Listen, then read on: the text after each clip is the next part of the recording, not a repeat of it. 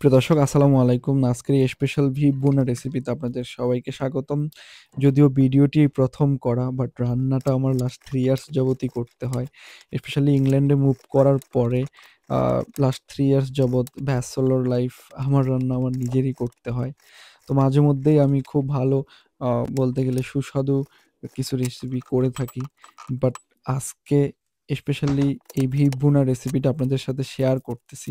আপনারা ভিডিওটি না টেনে একবার শেষ পর্যন্ত দেখবেন।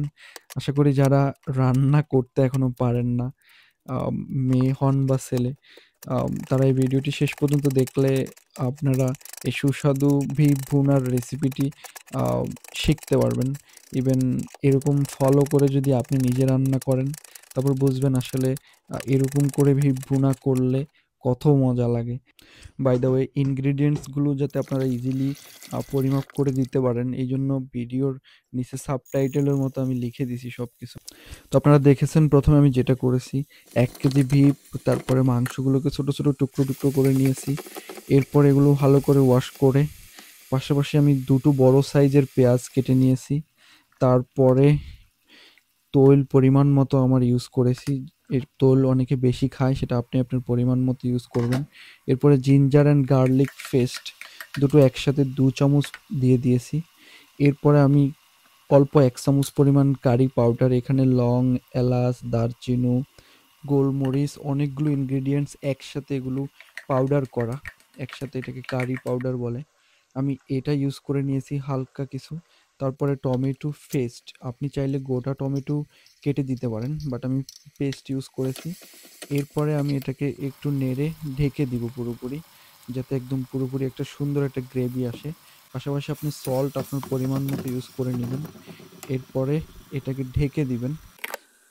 প্রপারলি গ্রেভি না হওয়া পর্যন্ত আপনাকে ধৈর্য ধরতে হবে। আপনি প্রপারলি একবারে গ্রেভি আসা পর্যন্ত আপনাকে এটা আ গরম করে নিতে হবে। এর পাশাপাশি আমি মাংসটা মাখিয়ে নিবো এখন।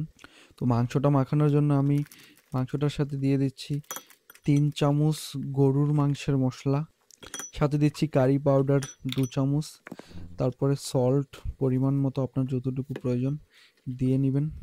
এরপরে ভালো করে মাখিয়ে এটাকে ১০ মিনিট রেখে দিবেন। সো আমি সেটাই করব এখন। অনেক ভালো করে মাখিয়ে নিচ্ছি। আর ১ চামচ আমি হলুদ একটু কম খাই আমি। হলুদ ইউজ করে নিয়েছি। এটাকে আমি এখন মাখিয়ে রেখে দিব ১০ মিনিটের জন্য। আর এটাকে একটু সফট করার জন্য আপনি একটু তৈল ইউজ করতে পারেন। সো আমি এটা মাখিয়ে রেখে দিচ্ছি। পাশাপাশি আমার গ্রেভিটা হয়ে যাচ্ছে।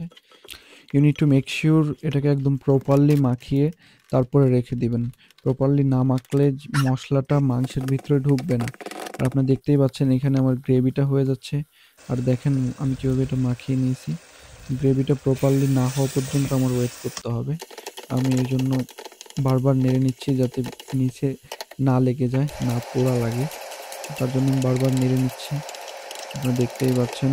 আর মাংসটাকে আমি মাখানো মাংসটা আমি ১০ মিনিট রেখে দিয়েছি। মসলাটা একবার ভিতরে ঢুকে গেছে। এখন আমি পুরোপুরি গ্রেভিটা হওয়ার পরে গ্রেভির মধ্যে দিয়ে দিচ্ছি। দিয়ে পুরো একদম ভালো করে মিক্স করে দিতে হবে। এরপরে আপনি জাস্ট ডেকে দিবেন। মাংসটার ভেতর থেকেই পানি বের হয়ে আসবে। দেখতেই পাচ্ছেন। আস্তে, আস্তে এটার কালার চলে আসবে। আপনি পুরো প্রপারলি কালারটা দেখতে হলে শেষ পর্যন্ত অপেক্ষা করতে হবে।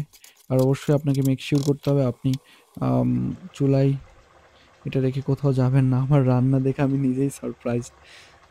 আসলে যে অসাধারণ একটা স্মেল, বিলিভ মি এভাবে মাংস রান্না করলে এত সুস্বাদু হয়, আপনি জাস্ট বিলিভ করতে পারবেন না।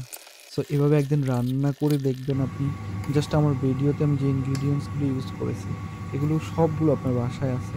এই সিম্পল ইনগ্রিডিয়েন্টস গুলো দিয়ে আপনি একদিন রান্না করে দেখেন। যে খাবে আপনার রান্না করা মাংস, সেই প্রশংসা করবে। একদিন ট্রাই করে দেখুন। আর যদি আপনি আমার চ্যানেলে নতুন হয়ে থাকেন, অবশ্যই সাবস্ক্রাইব করে যাবেন। পরবর্তী নতুন আরো কোনো একটি ভিডিও হয়তো আপনাকে এভাবেই উপকৃত করবে। সো আপনারা দেখতেই পাচ্ছেন আমি গরম ভাতের সাথে খাবো এখন।